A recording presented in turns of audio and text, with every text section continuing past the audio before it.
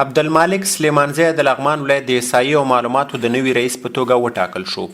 عبدالمالک سلیمانزی نن د لغمان ولایت د احصایې او معلوماتو ریاست د نوي رئیس په توګه د ولایت مقام د مرستیال الحاج شهزاده مظلومیار له لوري چې د مهترلام ښاروال انجینر نظیف الله لکوزي او مسؤلینو یې ملتیا کوله رسما د دغې ادارې کارکوونکو ته ور وپېژندل شو. د ولایت مرستیال الحاج شهزاده مظلومیار د نوي رئیس د معرفت پر مهال د پخواني رئیس عمر تسکین شوي خدمتونه او تلاشونه وستایل او د ریاست نوي رهبري ته یې په چارو کې د بریالیتوب هیله وکړه. ښاغلي مظلومیار د عبدالمالک سلیمانزي ګمارنې ته په اشارې وویل د ملي یووالي حکومت د ځوانو کادرونو ګمارنې ته لومړیتوب ورکوي. خوښ یم چې په همدې لړ کې یو وړ او مسلکي ځوان نن د احصایې او معلوماتو د ریاست د نوي رئیس په توګه ټاکل کیږي چې په دې سره به د احصایې او معلوماتو ریاست په چارو کې د پخوا په پرتله لا ښه والی راشي او اغېزمن خدمات به وړاندې کړي. د مهترلام ښاروال انجینر نظیف الله لکوزي بیا نوي رئیس ته د مبارکۍ ویلو ترڅنګ خوښي وښوده چې ورځ تر بلې اداري جوړښت پیاوړتیا مومي او کار اهلي کار ته سپارل کیږي.